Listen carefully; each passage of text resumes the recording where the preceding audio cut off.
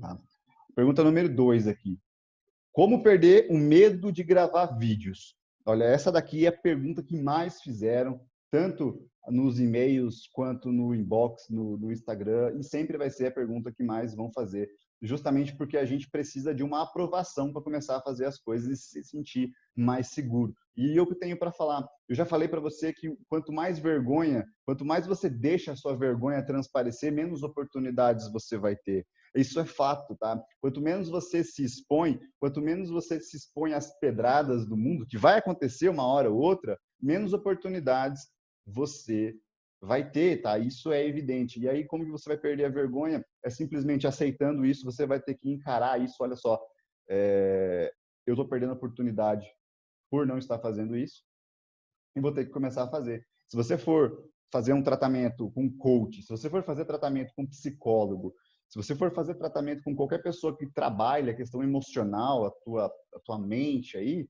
eles vão falar, né, vão te preparar até um determinado ponto e vão falar para você, olha, agora é com você. Agora é você que tem que fazer. Se você não começar, se você não dar o start, você nunca vai sair do lugar. Eu vou te dar um exemplo, cara. Essa aqui é uma história muito doida que eu vou contar para vocês. Acho que até contei já em algumas aulas, mas vale a pena reforçar. Quando, em 2015, ali eu tava trabalhando numa faculdade, né? E nessa faculdade, eu era o mestre de cerimônias. Entre outras coisas de relações públicas, eu também era o mestre de cerimônias. Eu subia lá no púlpito, falava com várias pessoas. E na minha primeira apresentação, na minha primeira cerimônia que eu fui fazer, o primeiro evento, era uma formatura. Tá? Uma formatura de um curso importante, uma formatura e abertura do curso de odontologia na cidade.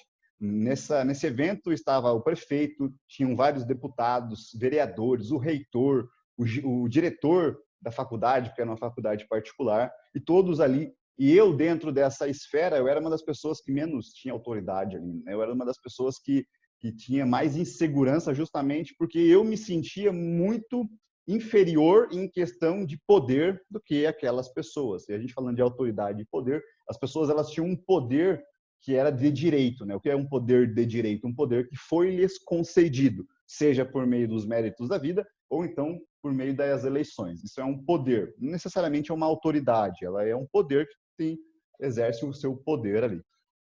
E nessa primeira cerimônia eu fiquei muito nervoso. Né? A minha voz, ela meio que tremia, ela fazia assim, né? Nas primeiras palavras, as minhas pernas tremiam, eu sentia o suor escorrer no meu corpo inteiro, e aquilo foi desesperador, não tinha como eu não mostrar que eu estava nervoso naquele momento. Né? Foi a primeira vez, já um evento muito importante, e eu tive que passar por cima. E depois que eu pensei, né?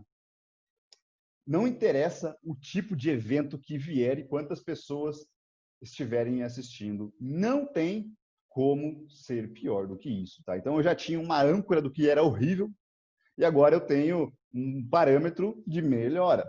Por outro lado, eu trabalhei também nesse mesmo período, fui embora, fui para Curitiba e eu comecei a trabalhar numa empresa de intercâmbio. Essa empresa de intercâmbio, eu era o único que falava inglês, né? Morei fora do Brasil, então eu tinha ali um domínio da língua inglesa.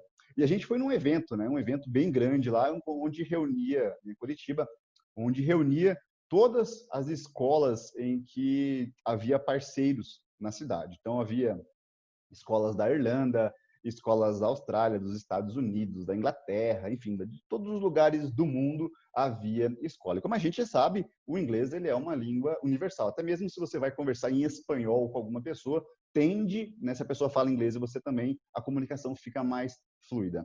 E nesse momento, eu sendo a única pessoa que falava inglês naquele local, a autoridade foi colocada em mim. Perceba, as pessoas, o meu chefe, né, ele não falava inglês, que era o dono da agência de intercâmbio, o gerente e os coordenadores não falavam inglês, né? Uma agência de intercâmbio com pessoas assim que não falam inglês, né? Então, essas pessoas elas me percebiam como autoridade e aquilo ali aumentou muito a minha confiança. E mesmo eu sendo tímido, tá? Eu conversava com absolutamente todo mundo que vinha perguntar a respeito das matrículas, dos valores, eu conversava com todo mundo.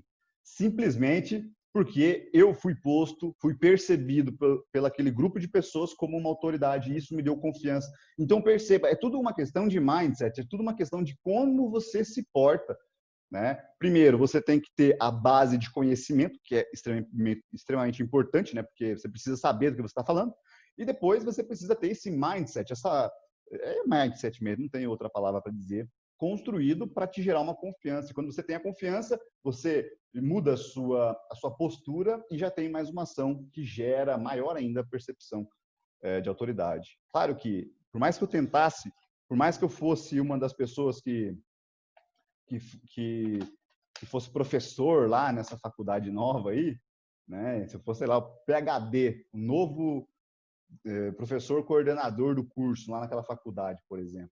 Se eu tremesse a minha voz, se eu fizesse exatamente o que eu fiz sendo um professor doutor, eu não teria autoridade nenhuma, mesmo com maior quantidade de títulos, de diplomas, de especializações fora do país. Se eu agisse sendo um PhD da forma que eu agi naquele púlpito, naquele dia, ninguém ia me enxergar como uma autoridade, porque não foi construído nenhum tipo de confiança. Então, antes de mais nada, a sua vergonha, ela é construída na sua cabeça. Independente do que você for fazer de tratamento, tem gente que faz realmente tratamentos para timidez, né? E vai chegar um momento em que a pessoa que vai estar fazendo acompanhamento vai falar para você, você vai ter que fazer. E é a partir daí que você vai ter que tentar. E eu falo, cara, tenta, tá? Tenta porque já fica a dica que eu passei hoje, né? Que é assim, você grava 3 vezes, se não ficar bom, não grava mais. Porque se você grava, eu sei que tem muitos professores de marketing aí que falam para a gente ficar lá gravando aqui horas e horas até você ficar bom. Mas se você faz isso, nos últimos stories vai ficar mecânico, vai ficar um robô e isso perde a conexão com o público. Então, por exemplo, a aula aqui que eu preparei para vocês, ela é as perguntas, né? São as perguntas que eu escrevi aqui, então não tem hoje nenhuma preparação. Vocês viram que nas últimas aulas também não tem nenhum direcionamento mais de imagens e tudo mais, é tudo falado e não tem essa preparação justamente porque eu não quero perder essa conexão com vocês. Tá? Eu confio muito no meu trabalho, na minha autoridade, não é para eu me sentir superior a vocês, é para mostrar para vocês que vocês devem ser dessa forma. Entende? É mostrar para vocês que isso é o que importa. As pessoas, você tem que ter personalidade e pessoalidade para falar com os outros, cara. Depois que você perde a vergonha, vai lá no meu YouTube, veja os vídeos de 2016 e 2017 depois. É absurdamente ridículo aqueles vídeos. E são tão ruins que hoje eu tenho um parâmetro de como eu não quero ser.